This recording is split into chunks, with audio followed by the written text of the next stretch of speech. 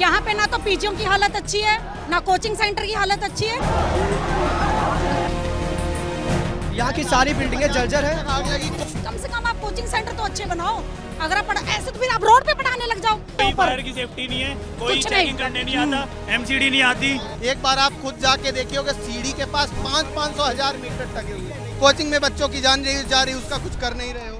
मुखर्जी नगर की जिस बिल्डिंग में आग लगी, हम अभी उसकी जो बगल वाली बिल्डिंग है, बाजू वाली बिल्डिंग है, वहाँ पर मौजूद हैं और हम छत के रास्ते से नीचे होके जा रहे हैं। और इस वीडियो को शूट करने का मकसद आपको ये दिखाना है कि जो बच्चे सबसे ऊपर, जैसे टॉप फ्लोर की ये वाला कमरा नंबर आपको 304 दिख रहा होगा, थर्ड फ्लोर का, इस रूम पे क्लासेस अटेंड कर रहे हैं, वो क्यों कूद के निकले, क्यों इन सीढ़ियों के रास्ते उनके पास निकलने का ऑप्शन नहीं बचा था। जैसे अब मैं उतर रही हूँ और आपको मैं दिखाऊँ, यहाँ ये जो फायर एक्सटिंग्विशर का जो सारा काम होता है, जो सिलेंडर होता है और जो पाइपिंग वगैरह है, वो तो मौजूद है, लेकिन आखिरी बार कब चेक हुआ था, इसका हाल क्या है, कुछ नहीं पता, कुछ भी कनेक्टेड नहीं है। कुछ ऐसे ही हाल उस बिल्डिंग का भी रहा होगा। और यहाँ जो तमाम बिल्डिंग्स हैं जिसमें इतनी कोचिंग्स चलती हैं पूरे मुखर्जी नगर में, उनका हाल भी लगभग ऐसे ही है। वायरिंग सारी ऐसी खुली पड़ी रहती है। और आप अगर मेरे पीछे देखेंगे तो यहाँ भी आपको अलग अलग ऑफिसेज दिखेंगे। मतलब कोई एक कोचिंग की बिल्डिंग नहीं होती है पूरी, यहाँ अलग अलग सेंटर्स चलते हैं। एक ही फ्लोर पे 2-2, 3-3, 4-4 कोचिंग्स चल रही होती है। यहाँ वायरिंग आप देखिए पूरी तरह से खुली हुई पड़ी हुई है। और वायरिंग वगैरह खुली होने के अलावा आप देखेंगे इसकी हाइट भी बहुत ज़्यादा नहीं है। मतलब अगर मेरी हाइट से कोई अगर लंबा बच्चा है तो उसको थोड़ा झुक के निकलना पड़ेगा। चौड़ाई में भी ये कोई बहुत चौड़ा नहीं है। ये बिल्डिंग की हालत तो फिर भी बेहतर है, जो बाकी बिल्डिंग है वो और भी ज़्यादा जर्जर है, तो इसमें 2 लोगों के निकलने लायक रास्ता तो है। लेकिन बाकी कई ऐसी बिल्डिंग्स हैं जिसका हाल ये है कि एक आदमी अगर सीढ़ी उतर रहा है या चढ़ रहा है तो दूसरा उसके साथ पास नहीं हो सकता। और ऐसे ही जैसे आप देखिए, एक इधर आपको कमरा दिख रहा होगा, दूसरा कमरा ये है, दोनों अलग अलग कोचिंग का है। यहाँ कोई और क्लासेस चलती है, यहाँ कोई और क्लासेस चलती है। यही हाल लगभग हर फ्लोर का है। इधर भी कई बार कमरे होते हैं, इधर तो कमरा क्लोज है। 2-2, 3-3 कमरे, 4-4 कमरे एक फ्लोर पे, और उस पर अलग अलग क्लासेस चला करती हैं। अगर पीछे जो अभी मेरे सामने दिख रहा है, और मेरे कैमरा पर्सन अगर पीछे घुमाकर दिखाएंगे, तो यहाँ पर भी ऐसी खुले में वायरिंग है।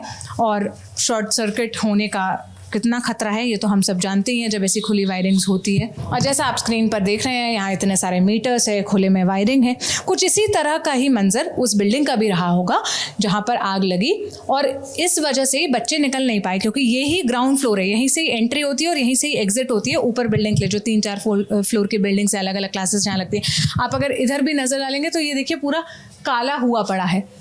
हो सकता है कभी आग लगी होगी, कोई शॉर्ट सर्किट हुआ होगा या कोई ना कोई अनहोनी हुई होगी जिस वजह से ये अभी इस हाल में है, और उस बात की गवाही दे रहा है कि कभी यहाँ पर भी कोई ना कोई दुर्घटना हो चुकी होगी। और आप देखिए, अब जब मैं इस रास्ते से निकल रही हूँ तो इसमें इतनी जगह ही नहीं है कि मेरे अलावा कोई और भी यहाँ से चढ़ जाए या उतर जाए।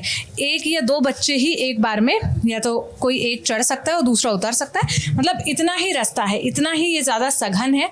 और इसी तरह से यहाँ की हर बिल्डिंग में बच्चे पढ़ने जाते हैं, ऊपर क्लासेस लेने के लिए जाते हैं, और उन क्लासेस के कमरों में भी ना कोई खिड़की है, ना कोई वेंटिलेशन है, ना कोई प्रॉपर व्यवस्था है। और किस हाल में बच्चे पढ़ते हैं ये तो आपने उन्हीं की जुबानी सुना। तो इस वीडियो को शूट करने का मकसद ये था कि आपको बता पाएँ कि क्यों मुखर्जी नगर की इन बिल्डिंग्स में, जो सबसे बड़ा कोचिंग हब है, जो स्टूडेंट्स के लिए सबसे बड़ा हब है, वहाँ पर ऐसी घटनाएं होने की आशंका बनी हुई रहती है।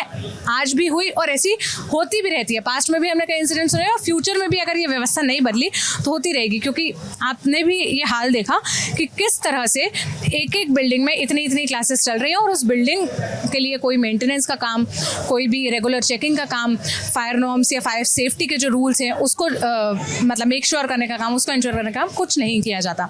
अब इस पूरी बातचीत को कैमरे के पीछे से रिकॉर्ड किया था मेरे साथी प्रशांत ने। मेरा नाम सोनल है। आप क्या कहना चाहते हैं, आपके क्या एक्सपीरियंस है, आप हमें कमेंट बॉक्स में ज़रूर साझा करिएगा। शुक्रिया।